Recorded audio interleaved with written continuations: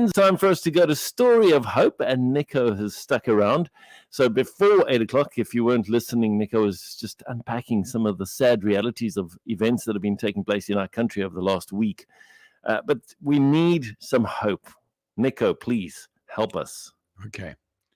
My understanding of the world is that the world is a broken place. Let's just admit that. But also my understanding of the gospel is that we are called by God to make a difference. And how do we then be people of hope if the world is not broken? Do you understand what I'm trying to say? Yeah. It is our presence that brings hope to the world. And our presence comes about because of who we are, because of what God has called us to be. Now, let me try and unpack that and explain that. I'm going to talk about a place called Hannah's Place of Safety. Now, let me declare up front, I have never met these people, but I've seen their posts on Facebook, and I became so intrigued by what I was reading that I then went to Google and I began to explore what this organization is actually trying to do. And I think it illustrates what I have always believed about the gospel of Jesus Christ. Hannah was the name, or is the name, of a young girl who was adopted in 2007. And her mother was Janine Faber, and she and her husband found Hannah and decided this was the little girl who would join the rest of their family. And when Hannah joined, the experience was such that Janine began to wonder what would happen if she were to give up her job and spend the rest of her life providing emergency care for newborn babies who were not yet ready to be placed in foster homes. That was the vision that she had. And over the years, she really had a struggle. She had to get the support. She had to get the name going. She had to do the fundraising. She had to get involved in social workers. And every day, that particular organization posts one story about one new baby. At this point, they have established themselves in Mitchell's Plain. But for a number of years, they didn't have a home to keep these young babies, and they moved from place to place. She cares for newborn babies until the foster care system can take over. I've seen photos of church groups going out there providing support. I've seen men's groups coming out there and helping to do whatever it is that they're capable of doing. I've seen mothers going out there and just holding babies. I've read the stories of some of these newborn babies, and every single day they talk about newborn babies. Clearly, they're doing something that's making a massive difference. Now, I can look at the story in two ways. I can see it as another failure of the state. I can do that.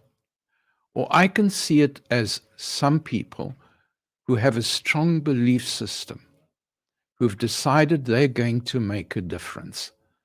And they're going to step in and they're going to be the salt of the earth. They're going to be the light that we need. And they're going to make a difference in the lives of 1, 2, and 3-day-old babies who are going to offer the protection until social workers can get their act together. So I went on to Google and I said, now who's reviewed the ministry of this organization? And I got the list of names, and then I said, now give me the worst review they've ever had, because this is what activists do. we first look at the bad news. And the worst they ever got was 4.5 out of 5 stars. And everything else they did was 5 stars. So it seems to me, this for me is an example of what we can do and how we can help and how we can be people of hope. It seems to me that we are called to be God's ambassadors. And how do we be God's ambassadors if the world doesn't need God's ambassadors? So if I look at the early church in Jerusalem, the first bishop was the brother of Jesus, James. His ministry at that time was to feed the thousands of Christians who had recently converted and who had no food. And it was a tough assignment, because the Jews who became Christians and the Gentiles who became Christians fought about the food.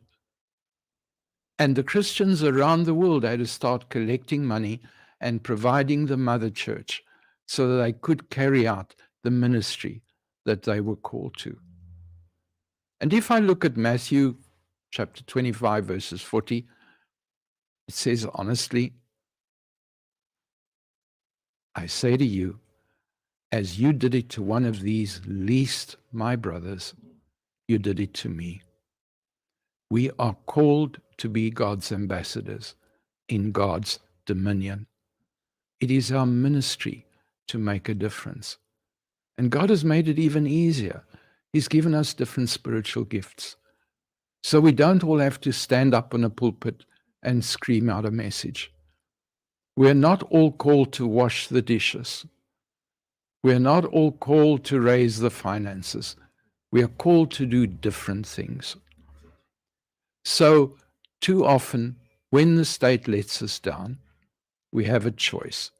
We can sit down and we can moan, or we can be people of hope and we can make a difference. And you know what? The people who are making the difference outnumber those who only moan and do nothing. And so, because this is a Christian station, I'm calling on every one of us.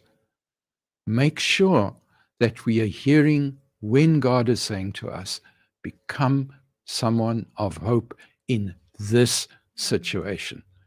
Become a specialist in this situation. And then we become a nation of hope. So, in actual fact, it's a good news story. It's not really a bad news story. Bless you. Thank you, Nico.